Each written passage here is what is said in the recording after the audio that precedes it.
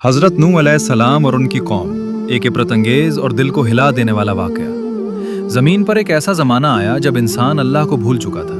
लोग अपने हाथों से बुत तराशते, उन्हें सजदे करते और यही समझते कि यही उनके माबूद हैं। सच, अदल और नेकी को छोड़ दिया गया था। जुल्म आम था और गुनाह पर कोई शर्मिंदा न था। ऐसे माहौल में अल्लाह ताला ने हज़रत नूह अलैहिस्सलाम को नबी बनाकर भेजा।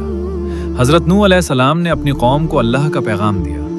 ऐ मेरी कौम, सिर्फ एक अल्लाह की इबादत करो, इसके सिवा तुम्हारा कोई माबूद नहीं। गुनाहों को छोड़ दो, सीधे रास्ते पर आ जाओ ताकि तुम पर रहम किया जाए। लेकिन कौम का रद्द-ए-अमल बहुत सख्त था।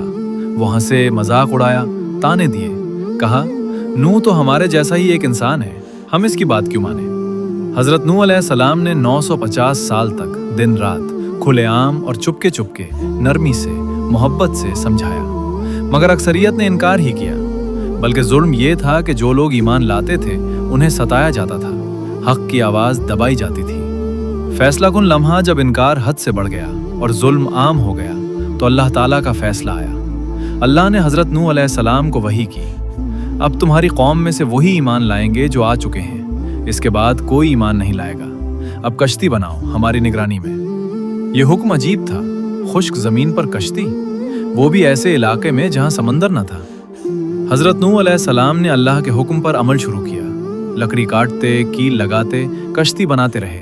कौम आती, हंसती, मजाक उड़ाती। नूह, क्या अब तुम बुढ़ापे में बढ़ई बन रहे हो? पानी कहाँ है, कश्ती क्यों? नूह अलैहिस्सलाम सिर्फ यही कहते, आज तुम हम पर हंसते हो, कल हम तुम पर हंसेंगे जब तुम्हारी आंखों के सामने हक जाहिर होगा। अजाब का आगाज जब कश्ती मुकम्मल हो गई तो अल्लाह ने निशानी बताई।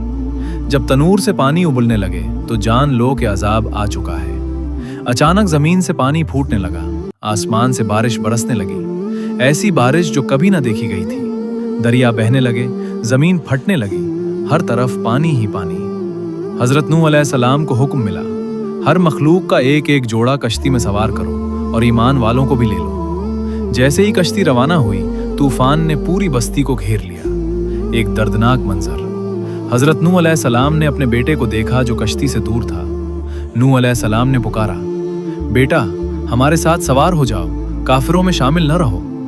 उसने कहा, मैं पहाड़ पर चढ़ जाऊंगा, वो मुझे बचा लेगा। नूह अलैहिस्सलाम ने फरमाया, आज अल्लाह के हुक्म से कोई नहीं बच सकता।